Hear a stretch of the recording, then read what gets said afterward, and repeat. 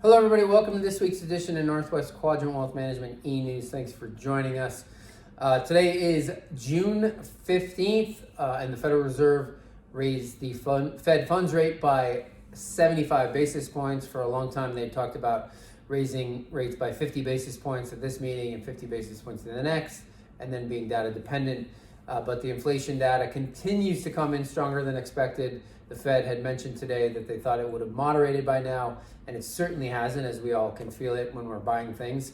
And so they were more aggressive than originally planned. And at his press conference, Jerome Powell mentioned that there's a potential for a 75 basis point rate hike at the next meeting. And so what's going on? Why is the Federal Reserve raising interest rates? Why are interest rates in general going higher? Well, inflation has become a real problem. And for a lot of you, the last time you saw real inflation, you were relatively young or younger than you are now by quite a bit. And so the tool the Fed has to deal with inflation is to try to kill demand or kill some of the demand. Demand has ripped higher, obviously, on the consumer side after the pandemic, and trillions of dollars were given out to the consumer, and they spent money, and that created inflation. Essentially, what happened was the money supply in 18 months increased by 40%. When you do that, obviously, the money that's in existence is going to be worth less. So we have an inflation problem. The Federal Reserve can't deal with the supply side problems. They have no control over that. All they can do is deal with demand. And so by tightening money, by making money less easily available, sloshing around in the system, that will kill some of the demand. But it takes them a while. It's not an immediate thing. Part of their job is being done by the capital markets, the financial markets, and the volatility that's existed. But rates are going to have to go materially higher from here in order for demand side of the equation to go down. And then if we have a recession or a slowdown in the U.S. economy, that will deal with some of the demand, and hopefully inflation moderates. That is a much better situation, even if we go into a recession, than a decade worth of stagflation like we saw in the 70s. That is not a scenario any of us want. So what we would all rather have is the Fed sort of induce a recession where a lot of the bad behavior and irresponsible behavior goes away, markets go down, the U.S. economy contracts, there's layoffs, all that stuff happens, but then the economy can move forward in a much healthier way. Interest rates are higher, so the Fed has ammunition to deal with future financial problems. So as it relates to you and your money, one of the things that always confuses us is that most of you who are older than us have been through more recessions than Josh and I have, and have been through more market corrections than Josh and I have. But every time we get one, you think that this time it's different, and it's not. I mean, the average bear market is 31% from peak to trough. We're down on the S&P about 21% from peak to trough right now. So statistics would tell us that most of the selling has already happened. Maybe we have another 10 or so percent more to go. The point is, we have no idea how much more we have to go. We could have already hit the bottom, who knows?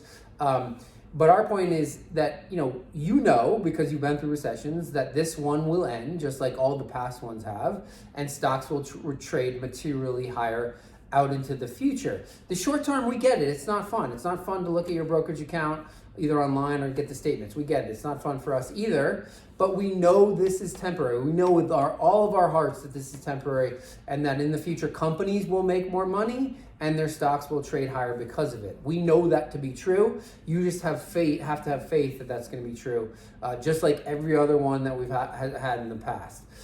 So have faith. This time it's not different. Probably most of the pain is behind us, but we don't know. We just know that you have to stay invested. At some point, we'll do some rebalancing, which will mean we might buy more stocks in your accounts. So Josh can talk about what sort of some of the silver linings that probably will come out of this. First, this is the second worst start to the S&P 500 since 1932, so we definitely empathize with the pain, but I wanted to address some of the more 10,000 foot level implications of what's actually going on. And remember, we've had unprecedented central bank intervention in financial markets now, functionally for 15 years. And the idea that we're going to be able to unwind 15 years of central bank intervention in a couple quarters is definitely wishful thinking. This is something that's going to take longer. Structurally, we were always going to see higher inflation sometime in the latter half of this decade, or in the 2030s simply because of demographic shifts, and more savers relative to the amount of actual workers was going to result in a change. It's happening sooner, and COVID sort of accelerated that demographic shift that was going to lead to structurally higher inflation. But I wanted to talk about what it meant from the perspective of the last few years. Unhedged, unbridled risk taking has been rewarded the most, and the stupidest participants in markets have benefited the most. The people that have done the right thing their entire life and were reticent to embrace volatility were in fact pushed out the risk curve by the central bank and essentially forced into owning more equities to meet their spending obligations. And essentially what it meant was people doing the right thing were punished the most and saw a real erosion in the value of their portfolios by not taking that risk. And so what we're seeing now is a reversion and a return to normal risk premiums.